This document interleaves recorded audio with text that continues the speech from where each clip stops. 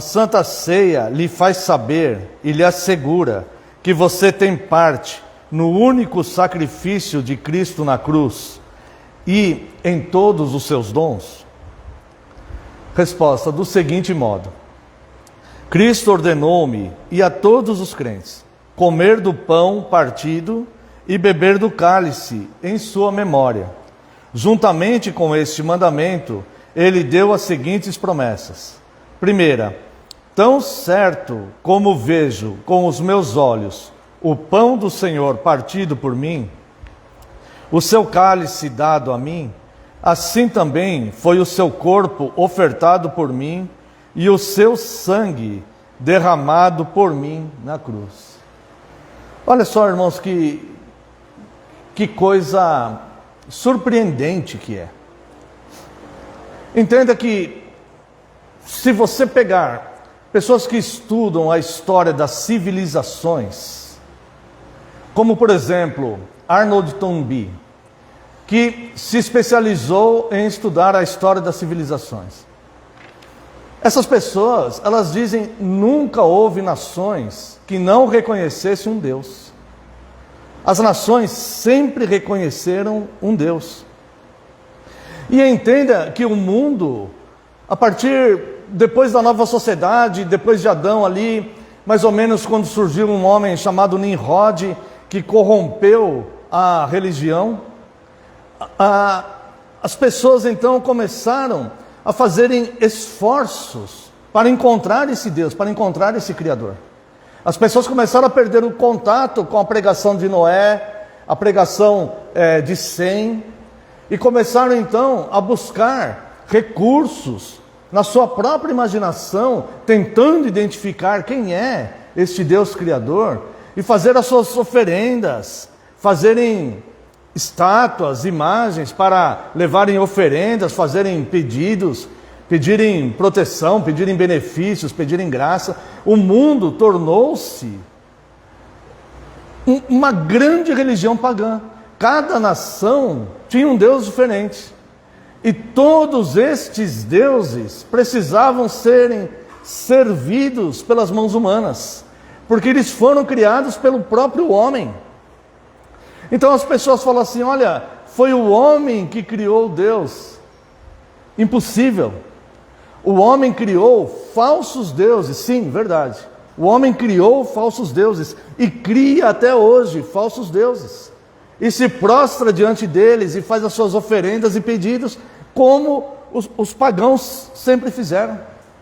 Então sempre a ideia era procurar pedir o favor desse Deus, procurar alcançar esse Deus, procurar servir esse Deus com oferendas ou com qualquer outras coisas, sacrifícios e etc.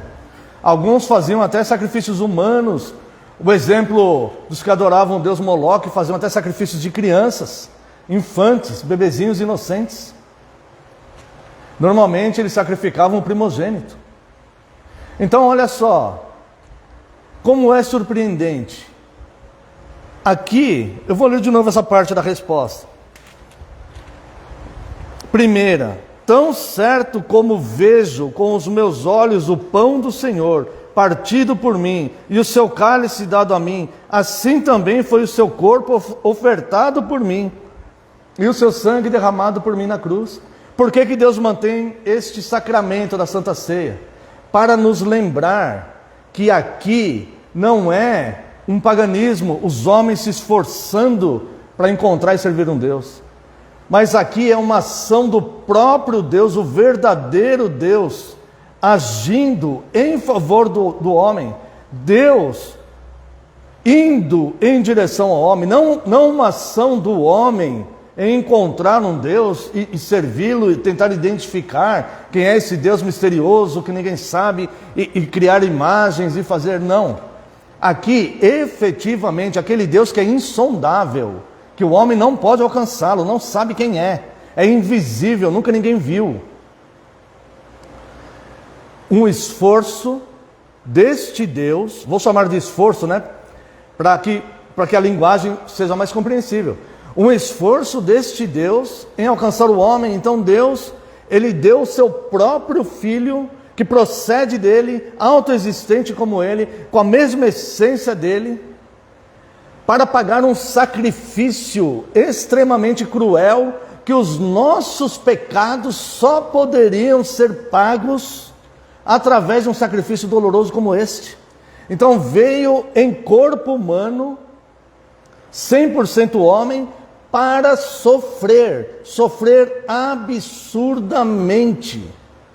Absurdamente. Quando nós vemos o pão partido aqui, quando celebramos a ceia, nós relembramos que o próprio Deus verdadeiro, Ele veio ao nosso encontro através de dores e sofrimentos, porque o nosso pecado foi tão cruel, o nosso pecado foi tão mau, o nosso pecado causa tanto mal no mundo, causa tanto mal às pessoas, que o pagamento tinha que ser bem doloroso. Mas, vede com que grande amor Deus nos amou. E então, Ele envia o próprio Filho, que vem e através de sofrimento é dilacerado, fora o sofrimento moral que ele sofreu, de abandonos, até mesmo a própria família não o reconhecia. Você sabia que os irmãos de Cristo, que depois se tornaram cristãos fervorosos, como Judas, Tiago, se tornaram cristãos fervorosos, esses irmãos de Cristo não aceitavam ele? Você sabia que quando ele voltou para a terra dele e foi fazer alguns milagres, ele rejeitou, ele não quis fazer aqueles milagres, porque ele falou: olha, um profeta não tem honra na sua própria casa. As pessoas olhavam ele, se admiravam com o ensino dele, com a sabedoria do ensino, mas falavam assim: mas esse é o filho do carpinteiro. Não, a gente conhece os irmãos e a irmã dele. Não, esse aqui é o filho da Dona Maria ali, ó. Não, esse daí, um profeta não tem honra na sua própria casa. Não é reconhecido. Cristo não foi reconhecido. Então, além desse abandono moral, da condenação injusta, o corpo físico dele, formado por células e glândulas, músculos, tendões, carne, como os nossos, que passava dor, o corpo dele foi dilacerado, o corpo dele foi rasgado, ele sofreu diversos açoites, chagas abertas nas costas, uma cruz rústica, que a gente não tem noção do peso daquilo, uma madeira rústica, imagina isso de 2000 anos atrás, não é uma madeira, uma cruz que fizeram e talharam, e passaram verniz, que nem essas cruzes que a gente vê por aqui, não, era um pedaço de madeira bruta, cheia de farpas, e muitas vezes até, alguns pedaços desses de madeira tem até aqueles fungos,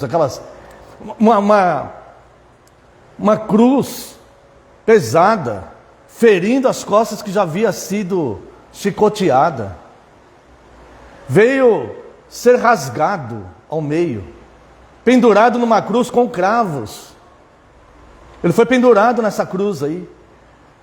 Os soldados pegavam marretas, pegavam cravos. Tem estudiosos que falam até o tamanho desses cravos aí, agora eu não me recordo. Prenderam ele pelo pulso aqui, assim, ó, pela mão, pelo pulso aqui. Martelaram ele nessa cruz. Pregaram seus pés ali. Subiram seu corpo esticado, produzindo uma profunda dor, insana, absurda, impensável. Não, irmãos, não foi o homem que inventou esse Deus, não, porque isso é surpreendente demais. E ele veio, passou por isso, por amar a cada um de nós. Então, quando nós ministramos a Santa Ceia do Senhor, nós fazemos aqui uma figuração, uma ilustração deste corpo que foi dilacerado e deste vinho que foi derramado. Ao olharmos a ministração da Santa Ceia do Senhor, se Deus nos permitir que celebremos a próxima, ao olharmos a ministração da Santa Ceia do Senhor, há de ter quebrantamento, não há de ter orgulho, há de ter quebrantamento e há de ter gratidão. Deve brotar gratidão nos nossos corações, irmãos. deve brotar gratidão nos nossos corações. Falou: Senhor, quem sou eu para não me esforçar para estar nessa santa comunhão? Quem sou eu para não responder com gratidão ao Senhor por tanto amor por mim, que eu provoquei tudo isto? Sem drama, irmãos, nós provocamos isto. Sem vitimismo, nós provocamos isto. Nós não somos, muitas vezes, o que nós pensamos que somos. Mas nós devemos ter gratidão. Então, irmãos, o restante aqui eu vou apenas ler. Mas lembre-se sempre deste sofrimento de Cristo. Não lembre apenas do seu favor, lembre também do seu favor. Mas lembre de como Ele construiu esse favor por nós. De como foi construída a graça que nos alcançou. E de como foi construída a fé que é operada nos nossos corações, a ponto de nós nos submetermos a Ele. Lembre-se sempre disso, pelo sofrimento dele. Sofrimento. E a nossa resposta: obrigado, Senhor. Muito obrigado, porque eu sei que eu não mereço isso.